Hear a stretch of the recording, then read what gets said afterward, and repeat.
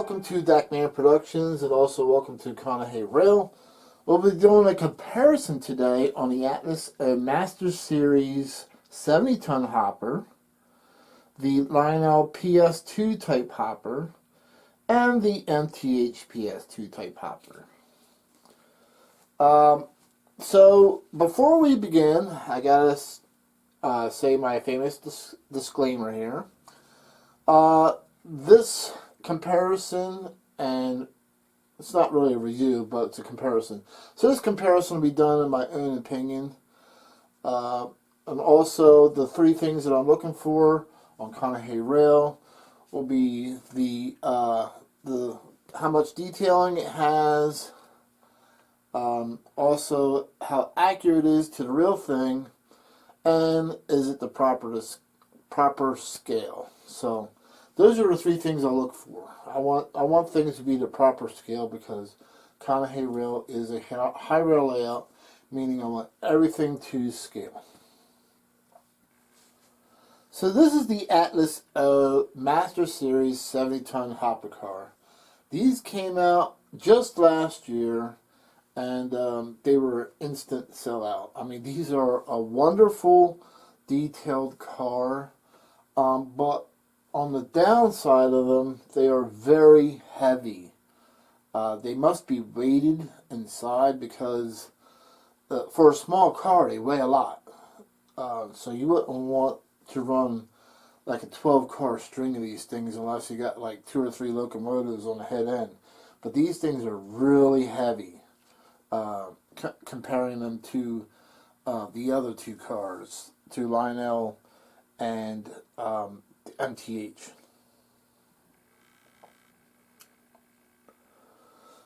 This is a Lionel PS2 covered hopper. A lot of people get confused. They're like, well, what is PS2? Is that some kind of, how did they get Mth PS2 sounds in there? No. Has nothing to do with Mth. The PS2 is actually a model designation number given by Pullman Standard. So PS stands for Pullman Standard, and 2 was the designation for these short little covered hoppers. So these were actually Pullman Standard PS2 type hopper cars is what the proper what the PS2 properly means. Lionel, this is a Lionel Standard O, and this is also to scale of O gauge.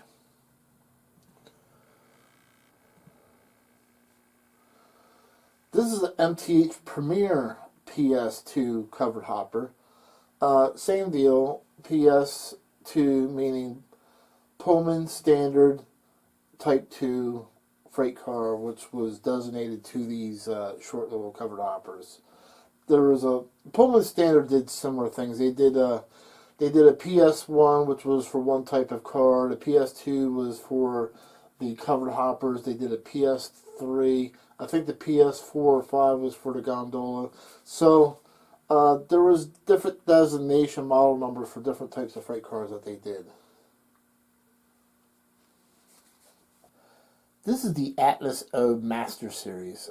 This particular car just came out, I believe it was last year, but it was an instant sellout. These things sold out quick. They just flew off the shelves. And I can see why. These things are really nicely detailed. And let's take a closer look. Look at them.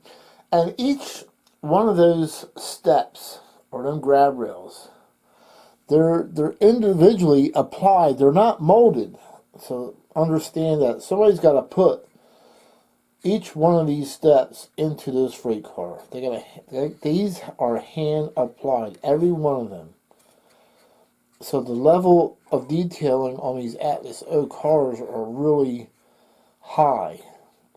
Where a lot of manufacturers, the cheaper ones, they'll mold the steps into the to the body to save cost on production and assembly. But Atlas O does not take them kind of shortcuts. And let's take a look at the graphics on this thing. It's everything that you would expect to be on a real rail car. I mean, look at those rivet. Look at the rivet details molded into this body of this Atlas O. I mean, it's unreal.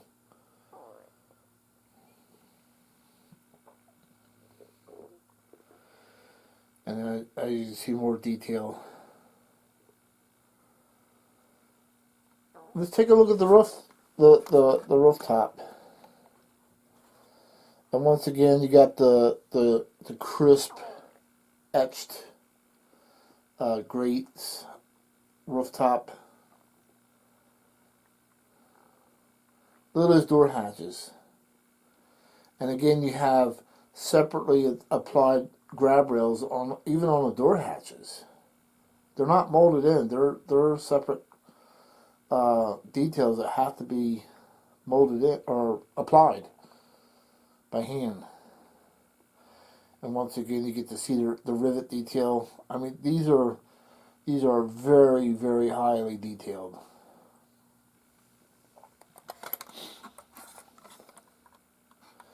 The tank will be on the other side of the car. Once again, I'll have to pick this up because the lighting down here is horrible. There you go.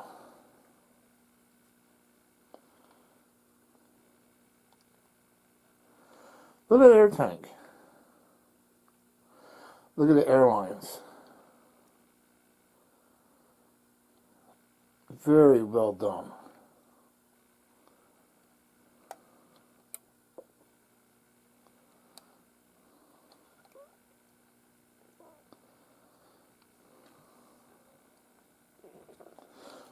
I can't quite get my hand down that way.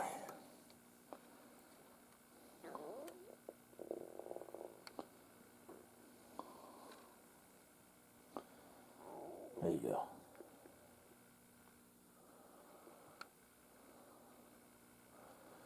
You can see all the details that are in this thing.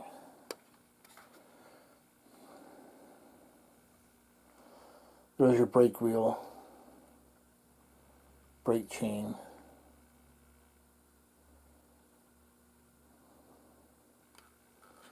And as with any Atlas, you got the air hose. There's your undercarriage.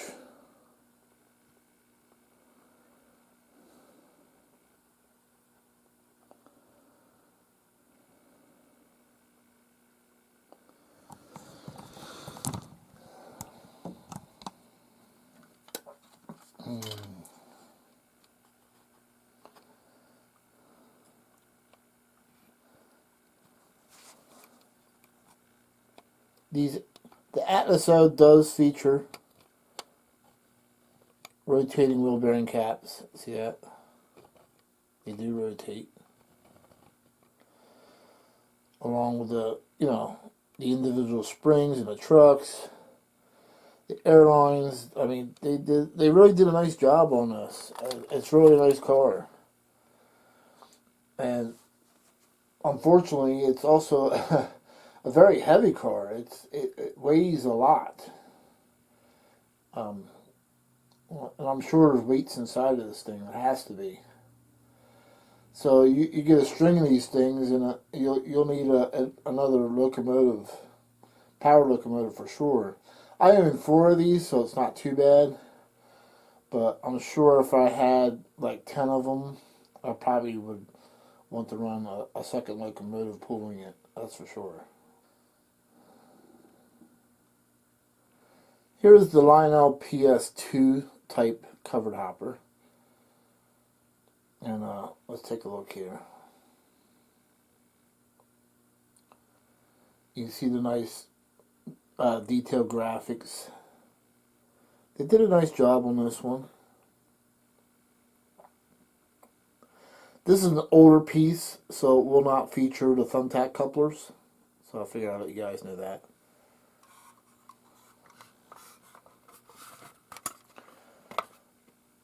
There's your roof walk. They did a nice job on the etched grading as well. I do like that.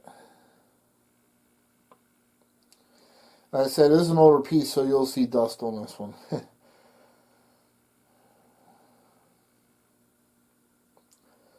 Alright, let's take a look at the undercarriage here.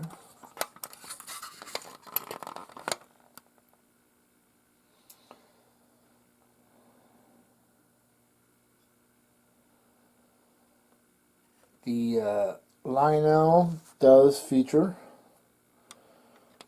roller bearing trucks as well.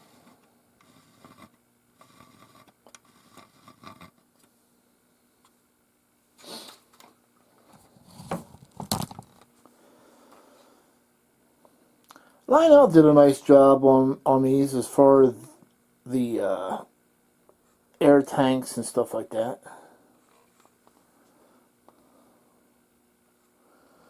You can see the individual airlines and stuff like that. I'm trying to get the lighting to go in there so you guys can see all this. They even did inside decal graphics. See that? The proper and decal graphics.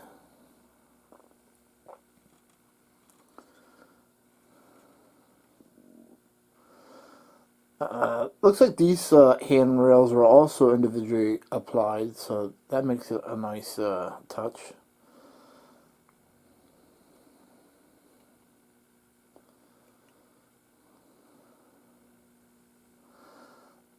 So Lionel did a nice job on their PS2 hopper.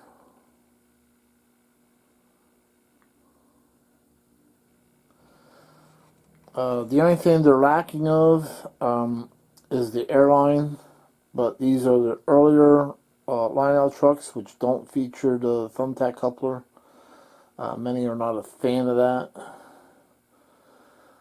because you know, it's not really all that realistic.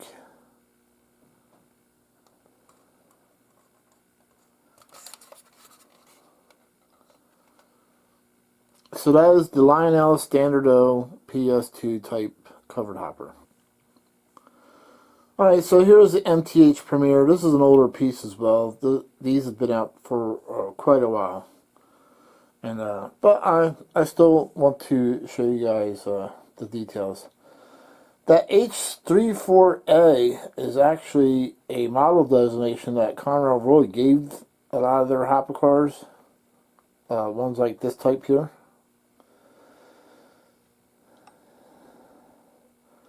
So if you go on the Conrail Historical Society, for example, you can actually see that model designation for these hopper cars. If you do research on them.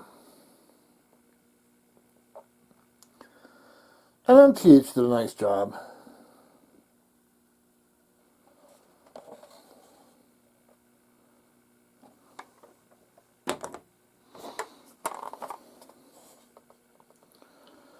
And they also feature air tanks as well inside.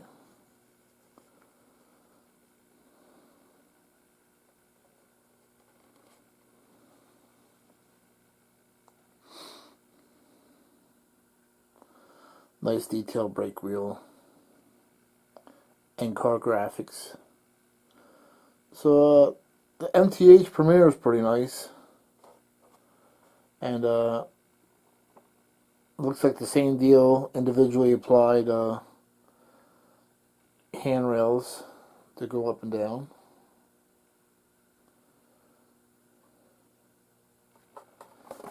Also,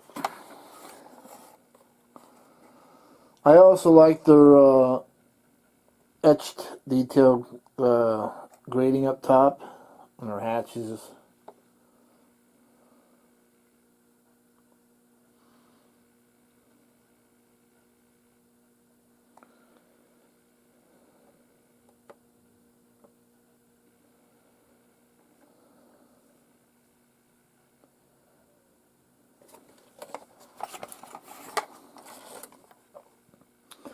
Here's the undercarriage of the Mth PS2.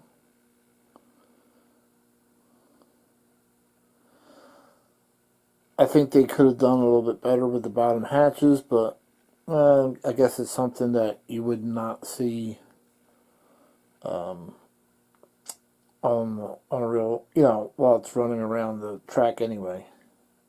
Unfortunately, just like with previous reviews, the Mth Premier uh, trucks on this particular freight car do not rotate. Once again, this is an older piece, but the trucks do feature airlines, realistic airline that you would that I think is kind of nice to have. I mean, I like this right here, having that airline, which is lacking on the Lionel rolling stock.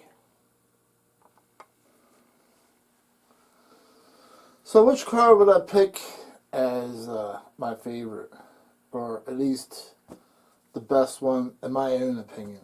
It's going to be kind of rough on this one because they're all so close in detail.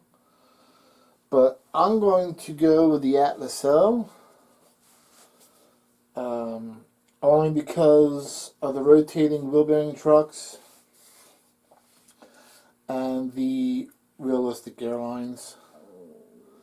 So I'm going to go with that, even though it's a heavier car as far as details and stuff. But if I was going to pick out, let's say, a string of these to run, I would probably stay away from the Atlas because of the weight. So if I wanted to pick out something, let's say I wanted to run 10 of them or 15 of them in a string, I would pick out something a little lighter. So now we're between the Lionel and the MTH. And you can pick up these MTH freight cars pretty cheap, but they do not have the rotating wheel bearing cap trucks on them. So you're looking at spending an extra $20 to $25 to upgrade that, which would make them more expensive than buying the Lionel PS2. So as far as the price point goes, I guess it's a toss up because the newer Lionel would have the thumbtack couplers on them, which I don't like. So I would have to say, wow, this is kind of tough. If I was going to buy 10 of these, I would probably end up buying the, wow.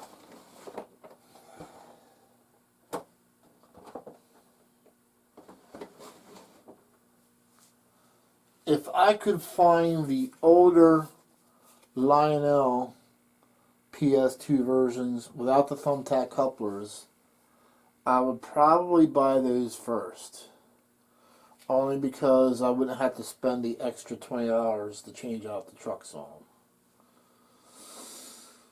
them. I'm not exactly sure what year the thumbtack couplers came back out, but and then of course the next choice would be the MTH, and you would be spending, if it really bothers you that they didn't have the rotating wheel bearing caps, which it would with me, it would bother me. So I would probably buy them last because then I'm spending another $20-25 for the truck upgrade.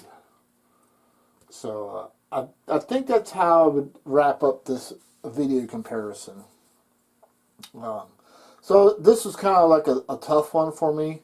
And remember, when I do these comparisons, I'm looking at them from my perspective, my view of buying them for Kanehei Rail. Looking for details, looking for how accurate and realistic they are, and how accurately scaled they are. And then, of course, the price point. Alright, so let's do our price point like we normally do. So the Atlas O 70-ton hopper car sold for right around $55. The Mth Premier sells for right around $58. The Lionel sold for $55. So they're, as far as price comparison, they're all pretty close. I guess it depends on the hobby shops that you look at. Because I said the MTH was $58, but I'm sure you could probably buy that for about the same price. So they're as far as price comparison, they're all within the same price range. So not too bad. But remember, with the older MTH, you'll be updating them to the different trucks with the rotating wheel bearing caps, if that bothers you. So you'll be spending an extra $20 on top of the $55 that you're already spending. So that pushes this car to really $74 with the truck upgrade. So keep that in mind. And if you're happy with the non-rotating wheel bearing caps, then you're looking at $55 to $58. So there's your comparison video for today. Thank you for watching Dakman Productions. And once again, this is all my own opinion and price comparison and details and stuff like that. And we'll catch you guys later. We'll see you. Bye.